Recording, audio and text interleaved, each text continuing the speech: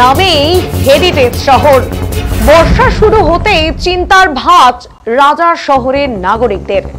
নাম কিন্তু হেরিটেজ শহর, কিন্তু প্রতি বছরের মতো এবারও সামান্য বৃষ্টিতেই জলমগ্ন এই শহরের বিভিন্ন গুরুত্বপূর্ণ রাস্তা। শনিবার শেষ রাত থেকে শুরু হওয়া বৃষ্টিতে জলবদ্ধতার সৃষ্টি হয় কোচবিহার শহরের Keshab road, Rajendra Narayan road, Kalika Das road সহ বিভিন্ন গুরুত্বপূর্ণ রাস্তায়।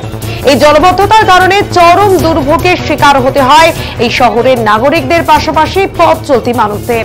এক চরম সংকটের মুখে শহরবাসী। এই সমস্যার সমাধানে উত্তর গ্রহণের দাবি জানিয়েছেন কোচবিহার শহরের বিভিন্ন নাগরিক।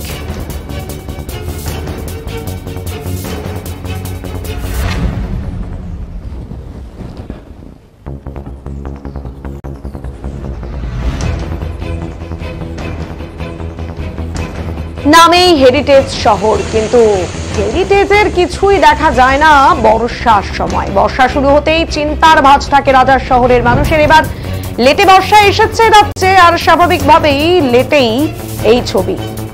শনিবার শেষ রাত থেকে শুরু হওয়া বৃষ্টিতে জলবদ্ধতার সৃষ্টি কোচবিহার শহরের Keshab road, Rajendra Narayan road, Kalika Das road সহ বিভিন্ন গুরুত্বপূর্ণ রাস্তায়।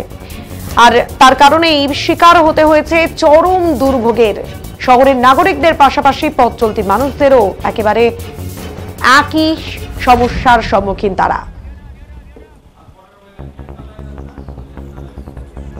এই সমস্যার সমাধানে উত্তর গ্রহণের দাবি জানিয়েছেন কোচবিহার শহরের নাগরিক সৌভিক দত্ত। যে ছোট থেকে বড় হয়ে গেলাম, 50 বছর বয়স হতে চললো, কিন্তু এই যে অবস্থা, রাস্তায় অল্প বৃষ্টিতেই জল, এটা ছোট থেকে দেখে আসি, এখনো তাই দেখে যাচ্ছি। এর কোনো সমাধান নেই। এই নিয়ে কি কাউকে জানিয়েছিলেন? সবাই জানে, প্রশাসন থেকে সবাই জানে, আমাদের ওয়ার্ডের কাউন্সিলরও জানে, ও চেষ্টা করে, কিন্তু কাজের কাজ কিছুই হয় না। কত নম্বর ওয়ার্ড? এটা কোচবিহার পৌরসভার 7 নম্বর ওয়ার্ড। শুধু 7 নম্বর ওয়ার্ড নাকি আরো অন্য জায়গায় জল রয়েছে? হ্যাঁ, গোটা শহরেই তো জল জমে, কিন্তু আমাদের এই রাস্তাটার অবস্থা প্রচন্ড রকমই খারাপ। মিনি বাস স্ট্যান্ডের সামনে দিয়ে, রাজবাড়ির সামনে দিয়ে ওই রাস্তাটাতেও প্রচন্ড জল জমে। টোটাল জলগুলো এই দিয়ে বের হয় এবং এই রাস্তাটা একদম ভেসে যায়, এমনকি লোকের বাড়ি ঘরে সমস্ত জল ডুবে যাচ্ছে। কিন্তু এর কোনো সমাধান দিনের পর দিন হচ্ছে না। কি কারণ রয়েছে সমাধান না হওয়ার কারণটা কি? নিকাশি ব্যবস্থা একদম, নিকাশি ড্রেন দিয়ে জল পাস হয় না। ওপাশের ড্রেনটার মধ্যে রাজ্যের নোংরা, পরিষ্কার নেই। এইভাবে জল তো হবেই।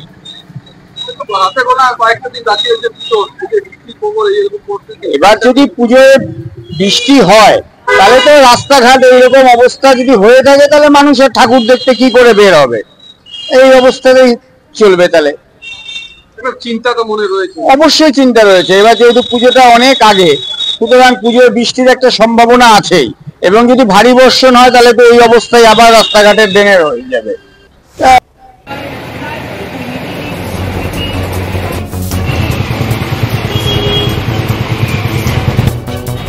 কোচবিহার পৌর প্রশাসনের সীমাহীন ব্যর্থতায় কার্যত মুখ থুবড়ে পড়েছে কোচবিহার শহরের নিকাশি ব্যবস্থা।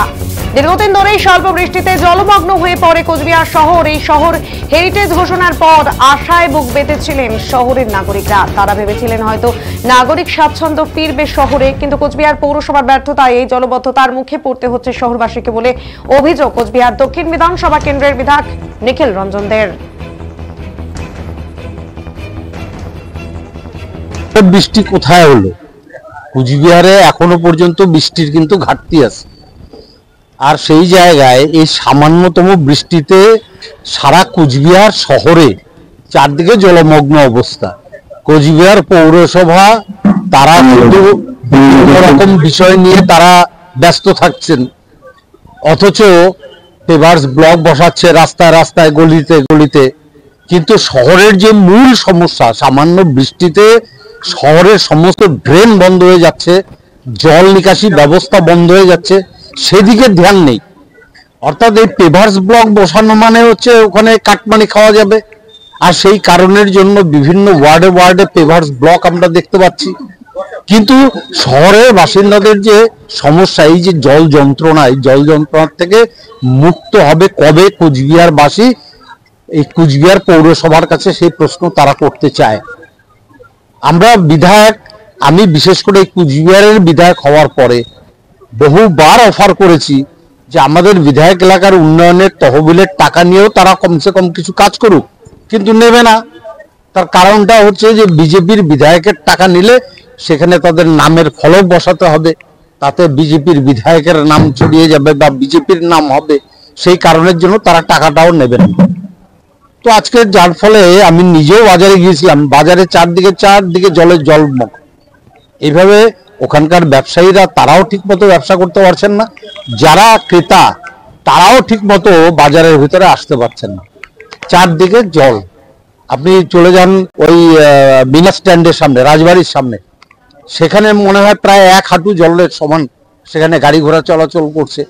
আর দীর্ঘদিনের সমস্যা ওটা, সেই সমস্যা সমাধান করার জন্য কোনো মাস্টার প্ল্যান তারা আজ অব্দি তৈরি করতে পারলো না। বিগত পৌরবোর্ড, এই পৌরবোর্ড, কেউই সেই কাজে তারা সহযোগিতা করছে। সামনে তো পুজো রয়েছে। হ্যাঁ, এবার যেটা ওয়েদার রিপোর্টে বলছে যে পুজোর মধ্যেও নাকি বর্ষণ হবে, কুচবিহারে প্রচুর বৃষ্টি হবে, আর তাতে করে শহরের যে অবস্থা দেখা যাচ্ছে তাতে করে শহরের মানুষ পুজো উপভোগ করতে পারবেন কিনা, আনন্দ করতে পারবেন কিনা, সে বিষয়ে প্রশ্নচিহ্ন থাকা। প্রথম তো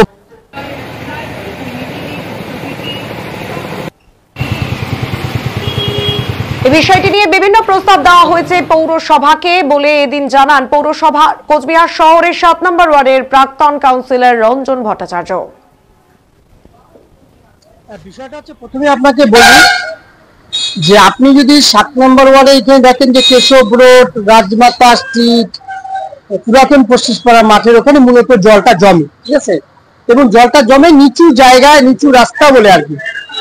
এক, আর দ্বিতীয়ত কথা হচ্ছে এবার খানিকটা হচ্ছে কম জল জমেছিল, ড্রেনটা ওই আপনার শ্রীকৃষ্ণ মিষ্টান্ন ভান্ডারে বাদুর বাগানের ড্রেনটা পরিষ্কার হয়েছিল বলে পুরাতন পশ্চিমপাড়া রাজবাড়ি গেটের সামনে কিছুটা জল কমেছিল।